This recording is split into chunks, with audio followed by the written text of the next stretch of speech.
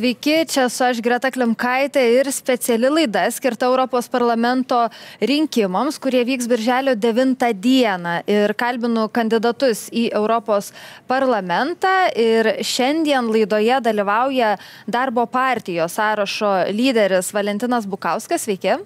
Labadiena. Lietuvos žaliųjų partijos sąrašo lyderė Ieva Budraitė. Sveiki. Labadiena. Ir partijos Laisvė ir teisingumas sąrašo lyderis Artūras Paulauskas. Sveiki. Labadiena visiems. Tai aš norėčiau pradėti mūsų diskusiją nuo tam tikrų punktų, į kuriuos aš atkreipiu dėmesį jūsų programuose ir galėsim visi kartu juos aptarti ir galėsit pasakyti irgi savo pozicijas. Tai norėčiau pirmą, ponia Paulauskai, nuo partijos Laisvė ir teisingumas. Pas jūs yra pirmasis prioritetas įrašytas rinkiminiai programai ES šalių jungtinės karinės pajėgos ir jūs, aš kaip suprantu, jūsų partija pasisakot už tokių pajėgų poreikį, kad jas reikia sukurti. Gal galit paaiškinti, kaip jūs matot iš vis tokį tikslą, šitą prioritetą? Bandom atliepti į šių dienų realijas, į aktualijas. Mes matom, kad Europa realiai gyveno tokį truputį atsipalaidavusi gyvenimą. Ir šitas karas verčia mus tiesiog peržiūrėti ir visų pirma gynybos rytyje savo prioritetus. Ir netgi dabar pasiūlyta Europos sutarties pakeitimuose jau parašyta įkurti gynybinę sąjungą.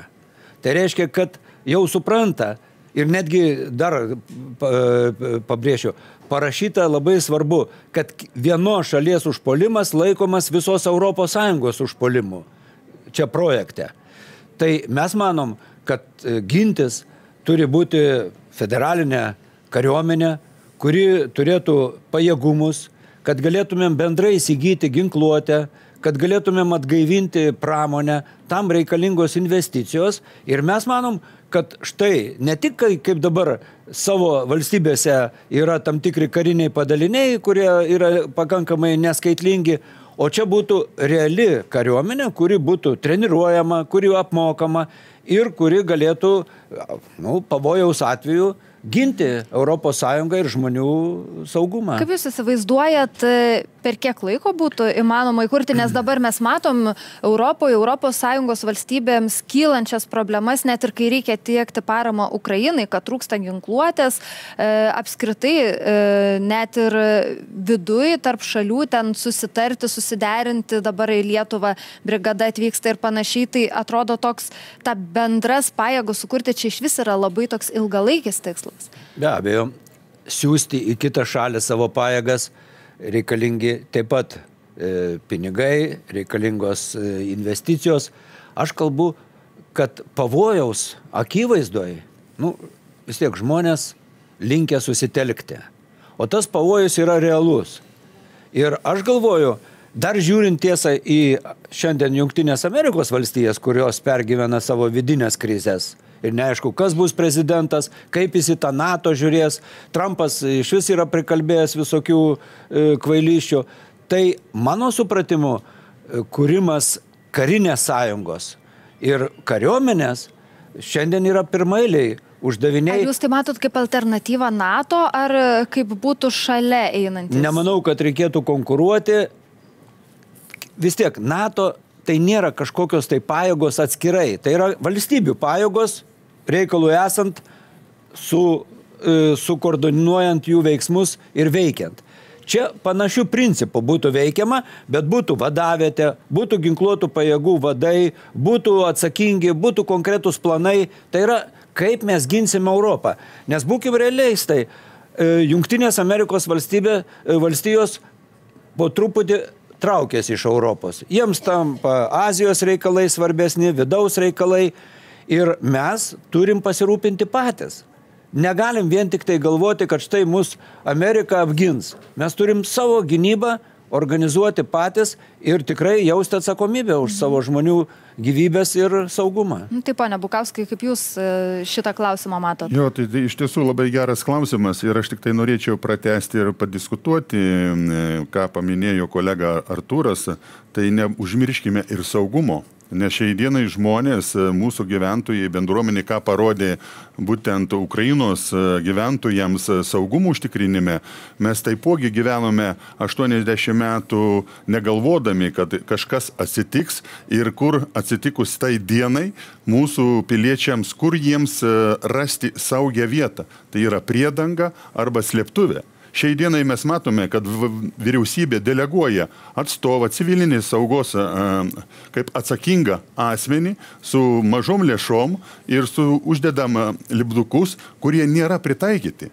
Nėra pritaikyti būtent, kad užtikrinti pilną saugumą ligoninių, gydymo įstaigų ir visų kitų dalykų. Tai yra milžiniški ištekliai ir aš manau, kad taipogi mes esam savo programoje numatę ir saugumo gyventojų, kad turėtų bent Europos komisija pradėti diskutuoti, kad būtų bendra pozicija ir bendrus nuostatos užtikrinant savo saugumą būtent civiliams. O kaip jūs vertinat? Nes mes kalbame apie būtent strategiją ginkluotės karinių parinkčių, tai yra būtent kariškių veikla. Bet mums kaip politikam, kaip bendruomenės atstovams, mes turime pasirūpinti ir neįgaliaisiais, kurie gyvena daugiabučiuose. Todėl, kad statybos visos vykdomos, kurios buvo, jos nėra numatytos. Šiai dienai įeikite, net šviesų nėra. Taip, bet žiūrėkit, čia toks jau vidaus politikos reikalas. Bet tai yra ištekliai, tai yra būtent ne 1 milijonas, galbūt ne 1 milijardas. Šiai dienai valstybė turi suskaičiuoti, koks tai poreikis būtų. Taip, bet koks tai poreikis būtų reikalingumas. Iškart noriu klausti, to įgyvendinimui. kaip tai susiję su jūsų kandidatavimu Europos parlamentą ir dalyvavimu Europos parlamento veikloje? Tai yra būtent, kad mes galėtumėm sanglaudos arba struktūrinės lėšas panaudoti šitai programai. Būtent per Europos komisijos priemonių įstatymė numatoma lengvatą. Ir dar, šiai dienai, vadinkime, gauna mūsų valstybė per sanglaudą, per struktūrinį paramą lėšas, kur yra apibrėžtus, kokioms tai programus galim naudoti. Bet mes negalim numatyti 7 metų laikmetį, kas mums šiai dienai pokytis įvyko, koks, kur būtent reikalinga. Galbūt ne trinkelių klojimas, bet būtent žmonių saugumui. Taip, dėkui, dar norėčiau jūs grąžinti ir prie pono Paulausko to prioriteto. Tai čia yra, aš papildau, kad dar ir saugumas. Bet konkrečiai kalbant apie pajėgų tokių struktūrizavimą, aš kaip suprantu iš pono Paulausko, kažkokį realesnį sukūrimą, kaip jūs matot už ar prieš? Šiai dienai matome, kad brigada yra atkeliaujanti, batalionas NATO, Amerikos taip padaliniai yra ir aš kaip minėjau, tai yra būtent kariškių tie sprendiniai, kurie turi užtikrinti būtent mūsų sienos, mūsų valstybės saugumą. Aš kalbu apie būtent civilinę saugą, apie civilių saugumą taipogi turime kalbėti, todėl kad nėra kalbama. Bet aš kaip suprantu, jūs nelabai matot poreikio tokiom bendrom kariniam pajėgom Europos Sąjungos lygiu. Tai turi pasakyti būtent kariškiai. Taip, ponia Budraite, kaip jūs manot? Na, tema turi tokius keletą aspektų. Pradėčiau nuo to, kad nėra jokių abejonių, kad Europa turi stiprinti savo gynybinį pajėgumą, nes saugumas, kaip ir laisvė, nėra duotybė, tiesiog mes buvom ilgą laiką tą pamiršę. Ir karas Ukrainoje mums labai skaudžiai šitą poreikį priminė. Tačiau, ką mano įsitikinimu reikėtų daryti, tai vienodinti mūsų ginkluotę, kurią turime Europoje. Organizuoti bendrus ginkluotės įsigijimus, organizuoti tai, kad reikiama ginkluotė ir karinės pajėgos laiku pasiektų bet kurią ES teritoriją. Ir čia labai daug dėmesio reikėtų skirti tokiem projektam kaip Rail Baltica ir greitesniam jo vystymui. Bet jeigu kalbam konkrečiai apie Europos kariuomenę, nesu tikra, ar tikrai toks formatas būtų išmintingas, nes mes turime NATO ir galbūt NATO formate mes galime kalbėti apie tam tikrą stipresnį bendradarbiavimą prie ES sienų, bet kad dubliuoti kaip nors NATO organizaciją dar vieną kariuomenę, kuriai neaišku, kas turėtų vadovauti, prancūzai, vokiečiai, o gal dar kas nors ir kaip atrasti tą išmintingiausią sprendimą, bijau, kad gali būti labai sudėtinga. Bet pritarčiau tam, kad į apskritai gynybą ir saugumą turėtume žiūrėti plačiau. Ir vienas iš tų požiūrio kampų be jokios abejonės yra energetika. Kuo greitesnė jos dekarbonizacija, reiškia atsisakymas naudoti iškastinius išteklius, kuriais mes apsirūpiname kaip ES daugiausiai per importą. Ir tai reiškia, kad mes esame priklausomi nuo kitų valstybių ir niekada nežinome, kiek prognozuojami, draugiški ir kiek ilgai jie gali tokie būti. Tai mano galva reikia žiūrėti į saugumą iš labai plačios perspektyvos, bet be abejo gynybos finansavimo didinimas ir stiprinimas yra kaip prioritetas. Taip, ponia Paulauskai. Aš patikslinti noriu, kad nesusidarytų įspūdis ir mano kolegoms ir tie, kurie klausys, kad čia mes kažkokias tai dvigubas kariuomenės kuriam. Vieną NATO, kitą nacionalinę ir trečią kursime ES. Ne, tai tos pačios karinės pajėgos. Tik jų planai, vadovai ir visi kiti įsigijimai tie patys, kad būtų bendri, kad būtų bendros, reiškia, struktūros. Mes kalbam apie aš pasakyčiau, pareigą gintis patiems. NATO vis tiek, būkim atviri, tai yra Jungtinės Amerikos valstijos. Užima didžiausią dalį pajėgumų ir ten didžiausią įtaką ir labai gerai, kad NATO yra. Bet matant, kas vyksta Jungtinės Amerikos valstijose ir kokių kandidatų į prezidentus pareiškimus girdim, be abejo, mes turim galvoti apie savo saugumą. Beje, apie kariuomenę, tai pirmas pradėjo De Gaulės kalbėti, Prancūzijos prezidentas. Dar prieš 5 metus Makronas tą patį kalbėjo. Šiandien vis daugiau ir daugiau ES vadovų sutinka su tą mintim. Bet aš galvoju, kad čia diskusijų klausimas. Ir jeigu mes būsim Europos parlamente, mes tas diskusijas inicijuosim. Taip, dėkui. Norėčiau prie kito klausimo judėti. Lietuvos žaliųjų partijos programoje yra parašyta, kad įsipareigojame inicijuoti ar palaikyti teisės aktų iniciatyvas. Čia kaip programoje apie daug ką rašoma. Ir yra punktas pas jūs pereiti nuo mokestinių pajamų gavimo iš darbo apmokestinimo prie turto ir aplinkai kenksmingos, daug išteklių reikalaujančios ir itin didelės pajamas gaunančios veiklos, pramonės šakų ir asmenų apmokestinimo. Tai yra įgyvendinti realią žaliąją mokesčių reformą. Gal jūs galit paaiškinti, kad būtų aiškiau, apie ką jūs čia kalbat?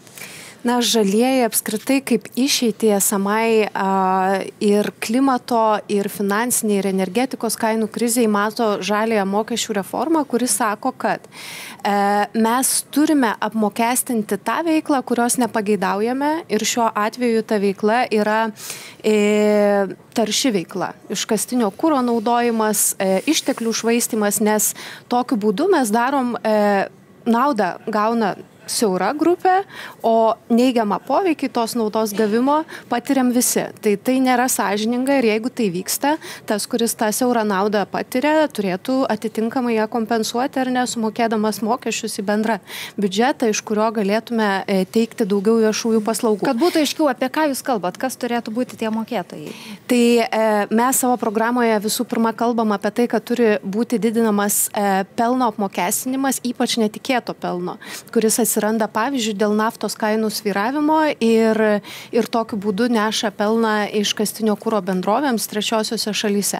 Tai kadangi tokia situacija yra, tos iškastinio kuro bendrovės linkę manipuliuoti kainomis, organizuoti įvairius energetikos kainų šokus, tai kad to nebūtų netikėtai atsiradęs didelis pelnas, kuris šios energetinės krizės metu jau buvo išbandytas šitas mechanizmas kaip laikinas, mes manytume, kad jis turėtų būti nuolatinis. Bet grįžtant dar šiek tiek prie tos reformos esmės, kad neatsitiktų taip, jog taršiai gaminamos prekės ir paslaugos labai pabrangtų ir tada mokestinė našta labai užgultų eilinio vartotojo pečius, reikia mažinti darbo apmokestinimą, nes pats darbas savaime yra pageidaujama veikla, ar ne? Tačiau pelno kaupimas arba ypatingai didelių korporacijų veikla, kada jie tiesiog turi išteklių nuslėpti mokesčius ir jų nemokėti atitinkamą dalimi nėra teisinga socialiai. Korporacijas didžiulės apmokestinti niekada nėra lengva užduotis, čia yra daug lobizmo, interesų ir panašiai. Kokias jūs taip realiai galimybės matot, tokį kažkokį prioritetą pasiekti ar kažkokių rimtesnių žingsnių padaryti, įvertinant galimybės, jeigu patektumėte į Europos parlamentą? Na, reikia visų pirma nebijoti apie tai kalbėti ir atstovauti šitą požiūrį kaip tokį, kad taršos apmokestinimas turi būti didinamas, nes tokiu būdu skatinamos inovacijos gaminti netaršiai, tai yra ekologiškai. Tai čia tiesiog atrodo elementarus mechanizmas, kodėl dabar tvariai ir ekologiškai elgtis brangu, o gamtai nedraugiškai pigu. Taip neturi būti. Turim apversti šitą logiką. Ir tą įmanoma padaryti. Ir Europos komisija jau šiai dienai yra įvedusi vadinamai anglies muito mokestį. Tiesa, jis apima šiuo metu tik keletą pramonės sričių. Ir jo esmė yra, kad į mūsų Europos bendrijos rinką atkeliaujančios prekės yra apmokestinamos papildoma dalimi, atsižvelgiant į tai, kiek taršiai ar netaršiai jos buvo pagamintos. Tai tokiu būdu siekiama didinti mūsų vidaus rinkos konkurencingumą, kad mes gamindami švariai negamintume brangių daiktų ir mus nukonkuruotų Kinijos, Indijos ar kitų gamintojai. Tai štai tokią logiką, man atrodo, įmanoma pasiekti tai, kad mes gamintume ir augintume savo ekonomiką be kainos gamtai. Taip, ponia Paulauskai, norėtų reaguoti. Aš visada pabrėžiu, kad mokesčiai yra labai jautri sritis. Ir labai atsargiai reikia juos keisti. Ir keisti ne taip, kad vieną mokestį, bet nepamiršti, kad yra sistema mokesčių. Ir aišku, teisingumo principas turi egzistuoti. Aš sutinku, kad reikia mažinti tą socialinę atskirtį, nes tai kenkia mūsų demokratijos supratimui ir žmonių pasitikėjimui valstybė. Bet kad tie mokesčiai nepadarytų, sakyčiau, meškos paslaugos, kaip yra kai kur, reiškia, dabar Europos valstybėse, kur toms korporacijoms uždeda tokius mokesčius, kurie iškelia savo verslus į kitas valstybės. Ir valstybė negauna ir mokesčių, darbo vietų sumažėja. Tai čia turi būti labai protingai daroma ir tas balansas išlaikomas. Aš Ikėjos pavyzdį. Kaip mes žinom, čia Švedijos įmonė. Nieko panašaus. Registruota Šveicarijoje, ten praktiškai Šveicarijoje mokami mokesčiai, todėl kad Švedijoje buvo labai dideli pelno mokesčiai. Tai aš ne už tai, kad reikia diferencijuoti ir tą progresyvumą galbūt didinti, bet labai su mokesčiais reikia atsargiai. Ir dar noriu pasakyti, kad ES reguliuoja tam tikrus mokesčius, bet tai daugiausiai pridėtinės vertės ir muitų mokesčiai. Taip, ponia Bukauskai. Tai iš tiesų, kolegos, su mokesčiais reikia elgtis labai atsakingai ir pamatuotai. Jeigu pasižiūrėti šių metų, kas įvyko sausio pradžioje, kada mūsų žemdirbiai, puoselėtojai žemės, suvažiavo su savo žirgais į sostinę Vilnių, parodyti protestą, kada praeitais metais valdžia, aplinkos ministerija, teikdama vyriausybei, Seimui, būtent taršos mokestį, didinant suskystintų dujų gamtinių akcizą įvedant iš 308 eurų už toną. Iš kur tas skaičius paimtas? Šiai dienai man kaip ir parlamentarui nėra aiškus, kokia metodika buvo vadovaujantis. Taipogi žaliųjų kūro panaudojimo netikslingumo kai kuriom žemės produktam. Į ką mes turėjome šituo klausimu? Nepasitenkinimą, pasipiktinimą. Ir buvo sušaukta neeilinė sesija vasario 15, kur vėl vyriausybė iš 308 eurų akcizinių suskystintų dujų pateikė 41 eurą. Be motivacijų, be nieko. O šiaip pasižiūrėję į saulę, graži diena ir galbūt nutarė, kad 41. Bet opozicinios partijos įregistravo 13 eurų. Ir 13 eurų, taip kaip Lenkijoje yra, ir buvo priimta. Tai reiškia, kad nacionalinė mūsų valdžia neturi to diskusinio klubo su būtent žemdirbiais, su jų atstovais, su žemės ūkių rūmais, prieš tai priimant sprendimus, dėl kokių priežasčių būtų įvestas tas būtent taršos mokestis. Bet kas svarbiausia, kad mes kalbėjome, kad du miestai, tai yra Mažeikiai ir Skuodas suskystintų dujų, yra šildymas, jie neturi alternatyvus. Ir mūsų nepriklausomybės būtent laivas negali jų aprūpinti. Tai reiškia, mes uždėjome papildomus 300% akcizo mokesčių tiem gaunant šilumos vartojime. Čia jau yra toks... Toliau žemdirbių ūkis. Taip. Augintojai, daržovių, dar taip norėčiau, kad pažiūrėtume į klausimus irgi iš tokio europinio konteksto. Kalbėjo kolegė. Būtent, kad mokesčiai yra tikrai jautrus yra. Taip, prašau. Jeigu grįžtant prie Europos parlamento lygmens, tai mano supratimo Europos parlamento vaidmuo ir yra užbrėžti tikslus, parodyti politinę valią, kokia kryptimi mes einame, o tada jau nacionalinės valdžios turi ieškoti tinkamiausių savo kontekste priemonių, kaip tuos tikslus įgyvendinti. Tai šiai dienai Europos žalesis kursas su savo visos transformacijos tikslais jau nėra tik tai vizija ar kažkoks politinis pažadas, tai yra teisinis įsipareigojimas. Nes tas pats Europos parlamentas 21 metais priėmė įstatymą ir padarė mums privalomai šitus tikslus. Bet ką mes girdėjom ir iš pono Paulausko, tiek iš pono Bukausko, kad reikia labai atsargiai su tais mokesčiais. Tai be abejo, bet ko nepasakome, ypač kalbėdami apie žemės ūkį ir neprisimam atsakomybės už tai, kaip neišmintingai iki šiol buvo vykdoma bendroji žemės ūkio politika, kada visos išmokos dažniausiai tekdavo dideliems ūkiams, ne šeimos, ne smulkiems, o žemės ūkio kooperatyvams milžiniškiams, kurie didžiąją paramą, lėšų paramą pasiimdavo savo ir iš to žemės lopinėlio bandydavo išgręžti patį didžiausią įmanomą našumą. O visa tai baigėsi tuo, kad mes matome, jog 60% paviršinių vandens telkinių, upių, upelių yra netitinkančios geros ekologinės būklės, nes ten per daug fosfatų, nitratų ir kitų medžiagų, kurios atsiranda dėl to, kad mes pertręšiam žemę. Lietuvos dirvožemis 20% jo eroduoja, reiškia, jo nebebus galima atgaivinti ir ten ko nors auginti. Ir visa tai yra dėl to, kad mes skatiname intensyvų pramoninį žemės ūkį, monokultūras ir negalvojame apie tai, kaip padėti ūkininkui taip pat elgtis aplinkai draugiškai ir gaminti ekologišką produkciją. Apskritai, tas žalesis kursas, jis daugybės diskusijų sulaukia, čia yra iš to išeinančių daug temų, ką ir jūs minit, kadangi jau užkliudėm, tai ir norėčiau paliesti šitą žaliojo kurso temą, tai ponia Budraitė, čia yra absoliučiai jūsų tema ir jūsų visa ta linija, su kuria jūs ir dalyvaujate šiuose rinkimuose.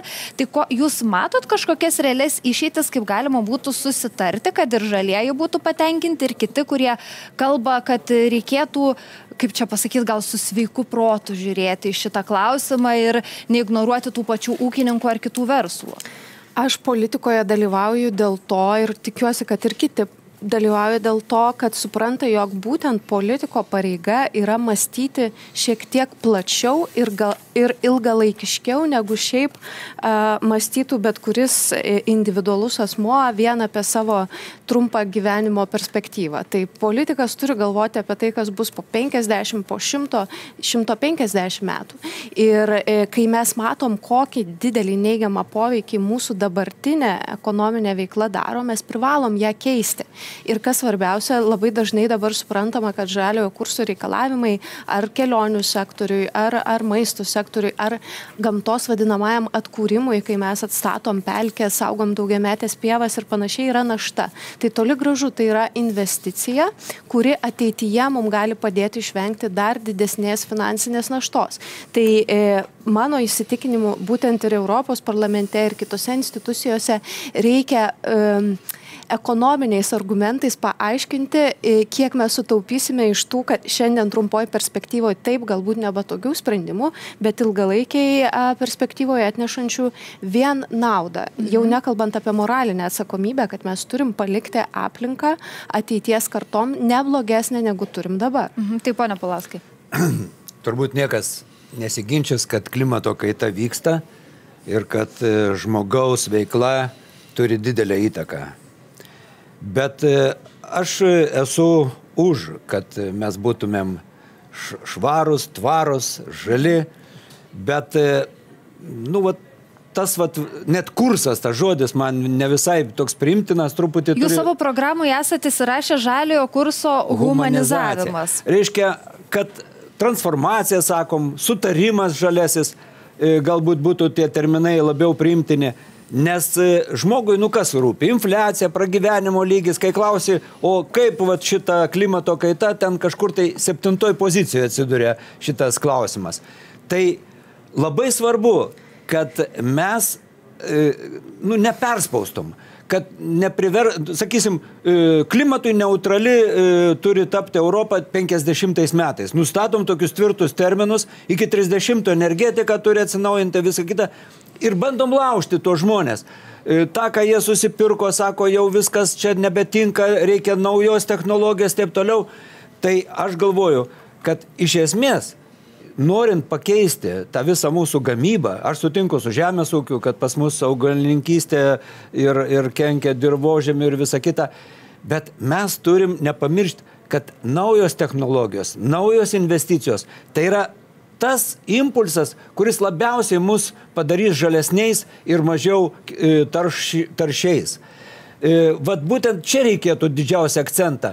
Naujos dabar technologijos beveik visos atitinka šių dienų standartus. Bet aš kaip suprantu, jūs kritiškai taip žiūrite, pavyzdžiui, žaliųjų keliamus tuos tikslus, tarsi reikėtų biškį pristabdyti su tom ambicijom. Ne, mes taip kategoriškai nenorim, reiškia, neigti, mes sakom taip, bet kad pačiam žmogui nedaryti tokio spaudimo, koks dabar. Sako, iki 50 metų viskas, tu turi viską pakeisti. Prisipirkęs esi technikos, viską savo jau susiformavęs kažkokius tai įpročius. Ne, viską reikia pakeisti, nes tu buvai ne tai. Tai vat, kad humanizuotai reiškia nespaust per žmogų. Nereikia jo, nes dažnai būna atmetimo reakcija. O mes turim kaip tik eiti su juo, kad jis patikėtų, švietimas, visos tos investicinės programos įrodyti. Štai, pažiūrėkit, yra geresnė technika, yra viską kažkiek tai dotuoti, kažką subsidijuoti. Šitaip, kad nebūtų to tokio, aš pasakau, be fanatizmo. Visada geriausiai viską daryti be fanatizmo. Be fanatizmo, ponia Budraitės, reaguoti. Tai aš į kelis dalykus norėčiau sureaguoti, iš kur tie terminai. Tie terminai diktuojami mokslo. Yra tokia organizacija IPCC, tarptautinė mokslininkus jungianti organizacija, kuri analizuoja klimato būklę.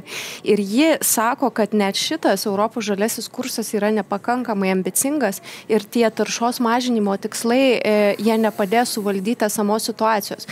Tai tos datos yra iš mokslininkų rekomendacijų ir tai ne iki galo išlaikytos. Bet ką sako ponas Paulauskas, kad tie tikslai tokie sudėtingai pasiekiami, jų iš vis nepavyks dėl jų susitarti, nes atmetimas. Tai ir jau kalba apie korekcijas tarp to kito jau žalio kurso. Aš sutinku, kad ne ant eilinio vartotojų pačių turi nukristi ta našta. Mes šiandien irgi matom, kad jauni žmonės patiria depresiją dėl to, kad negali pasinaudoti daugkartinių maišelių, pavyzdžiui, kažkokioje situacijoje ar panašiai. Tai to negali būti, kad užkrautume apsisprendimo naštą tik žmogui. Turi keistis verslas, o kad keistųsi verslas ir formuotų aplinkai draugiškesnę pasiūlą, turi keisti žaidimo taisyklės. Ir štai mes ir turime nustatinėti tas žaidimo taisyklės taip, kad verslas elgtųsi aplinkai draugiškai. Tai jeigu einant visiškai prie paprastų pavyzdžių, mes turime išmokti tai, ką pagaminame, naudoti ne vieną kartą, o daugybę kartų. Mes turime išmokti dalintis, o ne įsigyti savo nuosavybei kažką. Ir jeigu mes, sakykime... Jūs kalbate apie tiesiog tą paprastą buitinį tvarumą tokį. Tai jis nebūtinai buitinis, gerai, sakykime, automobiliai, ar ne? Mes puikiai šiandien, man, pavyzdžiui, asmeniškai turėti automobilį yra našta, nes tu turi ir jį drausti, ir techniškai ten prižiūrėti, ir už parkavimą mokėti ir panašiai. Tačiau, kai mes miestuose turim dalymosi sprendimą, kad tu naudojasi važiavimo paslaugą, o ne rūpinimosi automobiliu našta, tu visai kitaip matai tą perspektyvą. Tai jeigu mes dėliojame taisyklės taip, kad verslas siūlytų tvaresnę alternatyvą, negendantį daiktą, ne vienkartinį daiktą, o paslaugą, mes keičiame ir tų pačių žmonių gyvenimo sąlygas ir tas lengviau jiems. Taip, dėkui, ponia Bukauskai, norėjote reaguoti. Jo, tai ir mes pasisakome savo programoje, kad būtent gyvendami šitoje žemėje, šitoje planetoje mes turime palikti švarę, saugę tvarę visuomenės augančiai kartai, anūkam, savo vaikam. Bet iš tiesų kyla vėl tų daug klausimų, kaip ir saugumas ir gynyba, kada pažvelgi į regionus. Nes mes galim deklaracijų priimti žaliasis kursas, švarus vanduo, švari aplinka, tai yra deklaracija. Bet tam, kad įgyvendinti šitas nuostatas ir laikas eina, tai vėl reikalingi ištekliai, reikalingi sprendiniai. Ir ką kolega Artūras taipogi kalbėjo, kad šiai dienai regionuose arba tą patį žmogų gyvenantį nutolusį, kuris norėtų pasikeisti, taip, jis norėtų saugoti aplinką, gamtą, kad ir įsigyti oras, vanduo, šildymo sistemą, kada kreipiasi į ESO dėl būtent leidimo ir sąlygų išdavimų ir jis mato, kad jam reikia prisidėti, todėl kad neužtikrina galios šitos linijos, šitie tinklai ir visa kita. Kada piliečiai arba įmonės, mūsų verslas, taipogi nori užtikrinti generaciją energijos švarios saulės energetikos sistemoje, tai taipogi gauna sąlygų, kad jūs turite papildomai dasidėti, todėl kad nebus galimybė jį perduoti, pertransformuoti. O tai kokius jūs matote čia europinius sprendimus? Nes čia yra jau vidaus Lietuvos valstybės. Nacionalinė mūsų politika turi būti susijęta su europinė ir žiūrėti, kad tie tinklai, jie turėtų tokį atitikimų greitį, kad mes galėtumėm 35 metam kažką įgyvendyti, ką priimam. Pasižiūrėkime gamintojų automobilių. Jau kalba, kad nuo 2035 metų nebebus automobiliai išleidžiami su vidaus degimų varikliais. Ką tai reiškia? Tai ką žmonės į tai žiūri? Nes pasižiūrėkime krovimų stotelių. Bet kokioje gyvenvietėje, bet kokioje seniūnijoje, nutolusią nuo miesto centrų yra degalinis, kur be rūpesčių, be problemų sustojo 5 minutės pasipildė degalais ir 500-700 km važiuoja be rūpesčių. Pasižiūrėkime šiai dienai rajoninius centrus, rasite geriausiai 2-3 stoteles. Tik tai įrengtas, kur žmogus palikęs turės krauti apie valandą, galbūt 2, galbūt 3. Tai aš kaip suprantu, sakot, kad yra dar nepasiruošta tokia. Nes mūsų nacionalinė valdžia neparodo būtent dėmesio, kad mes persitvarkome pagal žalį kursą, kad mūsų transportas visuomeninis taipogi yra. Bet tai ką Europoje galima padaryti, jeigu nacionalinė valdžia nekreipia dėmesio, tai ką Europoje, būdamas Europos parlamente, pakeistumėt? Tai ką aš ir kalbu, kad Europos parlamente tą, ką gauna mūsų šiai dienai sanglaudos struktūrinė parama, kad galėtų nukreipti ir kontrolė turėtų būti atitinkama ir atsakinga, o ne taip, kad mes numatėme minkštųjų projektų, mes numatėme atitinkamų skverų tvarkymę, bet šitas klausimas turi spręsti aplinkosaugos ministerija ar būtent kita institucija. Taip neturėtų būti. Nes šiai dienai mūsų atstovavimas 11 Europos parlamento narių, kur Lietuva turi, tai yra visos mūsų valstybės, visų regionų. Ir mes turime girdėti būtent regionų atotrukį. Nes šiai dienai mes turime skirtumus milžiniškus 2 kartus, nuo 155% iki 70%. Ir niekas apie tai nekalba. Ir niekas šitoj vietoj kontrolės nedaro. Taip, dėkui, ponia Pulauskai. Tokie 2 momentai, kurie galbūt nebuvo paliesti. Reiškia, švietimas, aš sakiau, ar ne? Jūs žiūrėkit, dabar mes, vienas iš teršėjų, turbūt vienas iš didesnių yra energetika, ar ne? Mes sakom, reikia perėti prie atsinaujinančių šaltinių. Vėjas, saulė. Jūs pažiūrėkit, tik tai dabar vėjai. Vat paskutiniai reportažai buvo iš paskutinių žinių. Žmonės priešinasi vėjo, reiškia, jėgainių statybai, ten bendruomenės priešinasi. Mes visur priešinamės. Aš jau nekalbu, skalūnų dujas čia norėjom, reiškia, gaminti. Pasipriešinimas Chevronas išėjo. Tai visą laiką sunkiai reikia įtikinti žmonės tą naudą. Kitas dalykas, ką aš noriu pasakyti, transportas. Čia šiek tiek kertas ir su mūsų tarptautiniais reikalais. Šiandien Kinija turi beveik supirkusi visas ličio žaliavas, gavybą. O elektrinė, reiškia, automobiliui tas lytis yra labai būtinas. Mes sakom, taip, su Kinija negalima draugauti, čia autoritariniai režimai, bet jeigu mes norim turėti tą transportą švarų, nori, nenori reikia šitą draugot. Reiškia, daug yra sudėdamųjų, kurių aš norėjau pastebėti, mes kitą kartą, taip užsibrėžiam iki tokių metų, bet gyvenimas mums diktuoja kitą kartą sudėtingas aplinkybės ir kitus terminus. Taip, pane Budraitis, norėtų reaguoti. Čia nemažai svarbių dalykų paliesta, kalbant apie energetiką. Taip, statydami vėjo elektrinės sausumoje mes visą laiką jaučiame konfliktą tarp tų žemės savininkų, su kurių sklypais liečiasi saulės elektrinė. Tačiau Lietuva yra įvedusi irgi taisyklę kompensacinio mechanizmo tom bendruomenėm, kurias paveikia šalia jų esantis vėjo parkas. Ar ta kompensacija adekvati ir ar pakankama, matyt, ne ir galėtų būti didesnė, tačiau tai nereiškia, kad vėjo energetika apskritai neturi būti vystoma. Ir šiai dienai jau yra projektuojami 2 jūrų vėjo elektrinių parkai, kur mes šitų problemų išvengtume labiau, nes tada mes tą žemės erdvę galim naudoti ir toliau ar urbanizacijai, ar žemės ūkio veiklai, ar gamtai palikti ir tą didžiausią vėjo potencialą išnaudoti jūriniai erdvėj. Tai, bet ką gali Europos parlamentas? Jis ir, kaip jau minėjau, užbrėžia tą viziją, reikalavimą, iki kada kokia dalis turi būti pagaminta iš atsinaujinančių išteklių. O jau nacionalinė valdžia visą tą biudžetą, kurį mums šitiem tikslam pasiekti skiria ES, turi susidėlioti maksimaliai tikslingai, kad pasiektų tai. O jeigu nepasiekia, kas dabar ir vyksta, pavyzdžiui, transporto sektoriuje, kuriame vienintelėme tarša per pastaruosius 14 metų tik tai augo, visuose kituose mes per inovacijas pramonėje, per tam tikrą reguliavimą šiek tiek suvaldėme, bet transporte to visiškai nematome.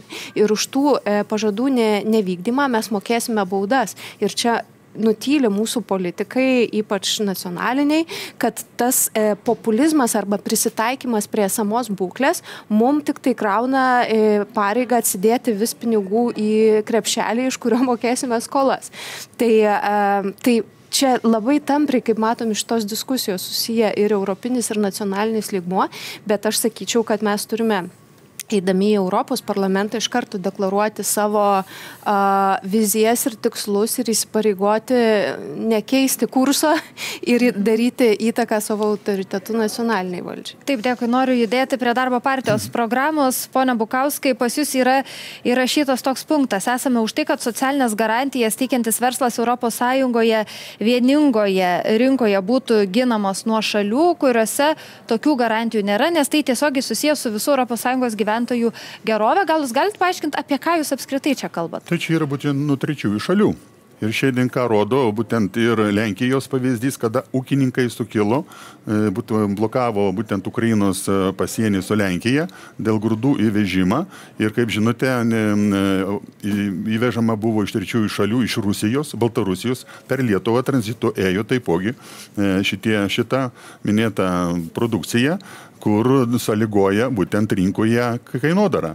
Ir mes būtent ir kalbame apie tą, ką Europos komisija būtent susirinkusi ir nusprendė, kad uždrausti šitą tranzitą, bet ir kitų produktų, kas liečia daržovių, ką mes gauname taipogi iš trečiųjų šalių, tai ir imkime iš Baltarusijos, tai yra salotus, agurkai, visi kiti produktai, ir maisto produktai, ir kiti produktai ir taip toliau. Tai būtent apie šitą, kad būtų ES vieninga sistema, kad mes žinotumėm, kad mes nekonkuruojame tarp savęs, bet saugome savo rinką ir ją dalinamės. Ką dar papildomai jūs matytumėt, kad reikėtų daryti šitų klausimų? Prašau? Ką dar jūsų matymu reikėtų papildomai padaryti? Vis tiek kandidatuojate į Europos parlamentą, kalbėdami apie tai, turit idėjų tada kažkokių, kokie dar žingsniai galėtų privesti prie to, kad tokį tikslą pasiektume? Na, tikslas yra kaip ir dabar diskusija, todėl, kad tai reikia rasti bendrą sutarimą visoje 27 šalių sąjungos sutartyje, kad tai būtų visos šalis apie tai, ką mes dabar ir deklaruojame, būtų kalbama. Taip kaip ir deklaravome dėl darbo minimalaus užmokesčio visoje ES suvienodinama, prijungiant prie vidutinį darbo užmokesčio to šalies atitinkamą procentą.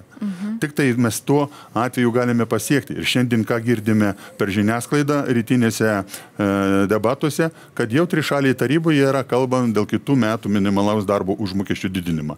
Ką prieš tai kalbėjau kolego dėl žemus pajamas ir mažas pajamas gaunamas, aš manau, kad mes turime kalbėti ir apie neapmokestinimą, suvienodinimą su minimaliu darbo užmokesčiu, kas sąlygotų ir padidintų būtent socialiai pažeidžiamas šeimas gaunant pajamas. Tai tą į produkciją taipogi liečia, kad mes visi turime būtent savo bendrijoje, savo šeimoje rasti sutarimą ir saugoti ją. Priešingų atveju niekas šitos rinkos mūsų neapsaugos. Jūs užsiminėt ir apie tą situaciją dėl grūdų, Ukrainos, Lenkijos buvo tas pasienyje ir visas konfliktas. Tai ką čia kitaip reikėtų daryti, net vat ir žiūrint į tą patį Ukrainos atvejį? Tai visa ne kitaip, būtent, kad mūsų rinka yra saugoma ir kad ta rinka priima būtent tokia, kokia ir nustatyta kainodara. Kad ir šitų pačių kviečių, ar tai būtų kukurūzų, ar tai būtų kitų. Būtent kainodara saugoma. Ši Europos Sąjungos teritorija. Bet iš esmės, kai mes matėme... Tai nebūtų konkurencijos. Mes šiai dienai pasižiūrėkime, kodėl esam liktai vienoj bendrijoje, Europos Sąjungoje, kodėl mūsų pietinė pusė visuomenės dėl palankaus kurso, zloto ir euro santykių važiuoja į Lenkiją. Didžioji dalis maisto apsipirkimo produktų. Na, į ką tai reiškia? Tai iškreipia rinką. Mūsų gamintojai negali konkuruoti būtent su Lenkijos gamintojais, nes patiria tam papildomus kaštus, o negauna pelningumą. Ir kada mūsų dėl mokesčių, aišku, netitikimų, todėl kad skirtingi PVM-ai ir skirtingi kiti dalykai, bet mūsų verslas perkelės produkciją į Lenkijos pasienį, taipogi jisai gali konkuruoti. Ką negali konkuruoti būtent mūsų gamintojai, mūsų vartotojai vietoje. Aha, nes jūs čia dar kartu kalbat ir, kaip jau pats sakėt, apie trečiasias šalis, o dabar jau kalbat apie tas Europos Sąjungos vidaus rinką. Tai šiai dienai puikiai matome iš trečiųjų šalių, kas yra įvežama. Kas yra įvežama į tą pačią Lietuvą, aš negaliu pasakyti kaip į kitas šalis, bet manau ir kitose šalise analogija yra panaši. Tai ponia Paulauskai, tai prašau. Aš galbūt čia norėčiau atkreipti dėmesį, kad kai kurios šalis, matyti tą produkciją, kuri atvežama iš Rusijos, kaip tai bando pateikti, ar tai kaip ukrainietiška, ar kaip lenkiška, ir aišku dempinguoja mūsų žemdirbiams žemės produkcijos kainas. Tai mūsų nuostata yra labai tvirta, kadangi agresorius, kuris kariauja ir kuris naikina Ukrainos žmonės, neturėtų pelnytis iš ES žmonių ir kad jų produkcija čia neturėtų būti. Ir tais keliais, kaip jie čia bando visokiais aplinkiniais mums tą savo produkciją įkišti, mes turim užkirsti kelią. Aišku, ES yra atvira rinka ir mes didelių, barjerų nestatom, bet tos šalis, kurios autoritarinės, tokie atvirai agresyvios, kurios nedemokratiškos, jos produkcija tikrai neturėtų vežti ES ir gauti iš to dar pelną. Taip, šitas klausimas ir Lietuvoje plačiai aptarinėjimas, visgi kur jūs mato tas pagrindinės problemas, kurias reikėtų spręsti, kodėl jau dabar nėra susitvarkoma su šitu klausimu? Ta prasme, kad apeinamos sankcijos? O, čia labai skaudus reikalas. Žinot, kažkada vienas filosofas pasakė, jeigu pelnas siekia 200%, tai tas verslininkas ir motiną parduos. Tai, supranta, čia yra didžiuliai pinigai.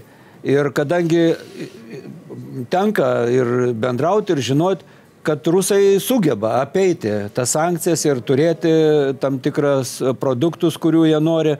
Bet čia einama per Azijos šalis, čia einama per aplinkui. Gaila, kad dalyvauja ir lietuviai, kad jie irgi padeda Rusijai apeiti tas sankcijas. Aš galvoju, kad turėtų būti griežtesnė kontrolė mūsų muitinių, taip pat tarnybų, kurios domisi, nes tai yra jau šiandien kalbam apie nusikalstamas veikas.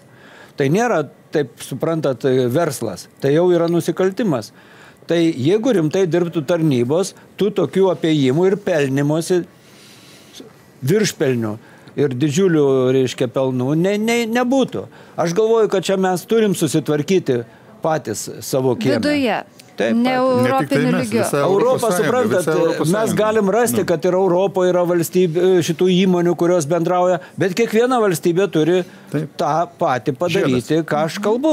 Nes, kaip Europos Sąjunga, taip, yra ta prokuratūra dabar sukurta, bet ji daugiau prižiūri Europos Sąjungos pinigus. O tai, kad privatus verslas savo produkciją bando vis tiek nuvežti Rusiją ir gauti tuos padidintus pelnus. Čia yra, kaip sakyt, ciniškumas, kuris pelnosi iš karo. Šitie žmonės pelnosi karo metu. Pone Budraite, ar jūs matote čia europinį sprendimą, ar, kaip sako ponas Paulauskas, čia jau viduj reikia susitvarkyti? Aš pritarčiau, kad trūksta kontrolės tam, kad tos įvestos taisyklės būtų jų laikomasi. Pritarčiau tam, kad Europos parlamente galbūt reikia inicijuoti diskusiją, ar neturėtume taikyti sankcijų toms šalims, kurios prekiauja su tomis šalimis, kurios jau yra sankcionuotos, šiuo atveju su Rusija, ar ne? Nes iš to čia apie šalis ar apie įmonės jūs kalbat irgi dar? Ir įmonės taip pat, kurios veikia tose šalyse. Bet kas ir be abejo sankcionuoti dvigubos paskirties produktus. Bet kas dar nebuvo paminėta pačioj jūsų klausimo pradžioje apie tuos iš trečiųjų šalių keliaujančius pigesnius, kad ir žemės ūkio produktus, kurie nukonkuruoja mus, tai čia jau galim žiūrėti ir plačiau iš Pietų Amerikos ar iš kitų valstybių, tai šitą problemą reikia spręsti vienodinant standartus, ypač maisto produkcijai, nes dabar ilgą laiką matėme tai, kad naikinant ir Amazonės miškus, užauginama pigi produkcija vežama į Europos rinką ir pigiai čia parduodama. Tai mes savo piniginę patys prisidėdavom prie aplinkos būklės bloginimo. Tai sprendžiasi per sąžiningos prekybos susitarimus ir per standartų tai produkcijai kėlimą, kuri atkeliauja čia pas mus. Taip, dėkoju. Mums skirtas laikas jau baigėsi.